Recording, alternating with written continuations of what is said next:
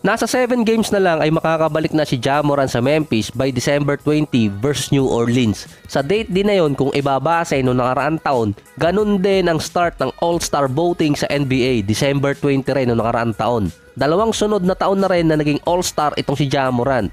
Hindi naman bawal iboto si Morant kahit hindi pa siya nakakapaglaro bago magsimula yung botohan, pero dun sa mga players at media magkakatalo. 3 weeks na lang din naman ang iintayin para makabalik si Ja Morant sa team, pero anong nangyari, nagpadala ng sabina kay Morant at sa pamilya niya para sa isang court hearing. Ito pa rin ay kaugnay sa nangyaring kaso niya sa teenager noong nakaraang taon. So may common thing sila ni Giddy.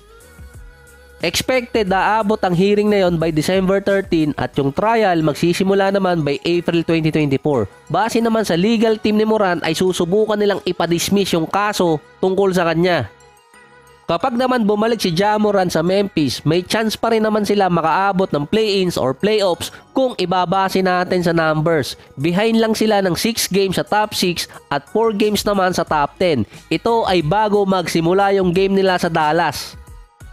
Hindi nga lang alam kung immediate impact agad si Ja Morant para sa Memphis kapag bumalik siya. Pero ang good thing doon, kasama naman siya sa practice at kahit sa training camp. Dahil noon pinayagan agad siya ng NBA at ng kanyang mismong team. Sa usapang trade naman, si DeMar DeRozan at Alex Caruso nasa trade rumors na noong mga nakarang araw. Si DeMar expiring contract para sa Bulls. Ang lumalabas ngayon, hindi na expected na i-retain ng Bulls itong si DeMar DeRozan at kesa walang pumalit sa kanya pagdating ng free agency, isasama na lang sa trade.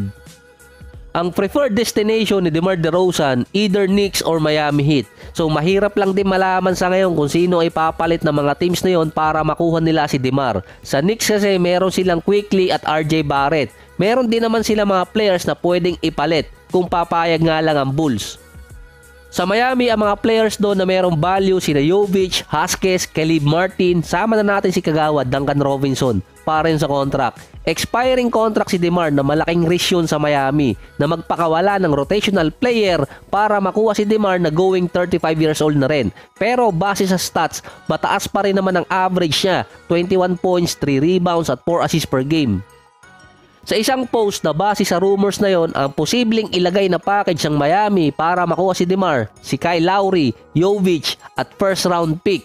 Para yon kina DeMar DeRozan at Alex Caruso. Si DeMar at si Lowry magkatropa pa dati sa Toronto. So posible mawala ng point guard itong Miami Heat kung masasama sa package si Lowry. Pero kung kasama naman ang kapalit na yon si Caruso, okay lang din. Kasi nga at least merong point guard, defensive player pa. Kung si DeMar lang, doon magkakatalo. Pero magiging advantage naman dahil dalawang mid-range shooter ang mapupunta sa Miami. Si DeMar at itong si Butler.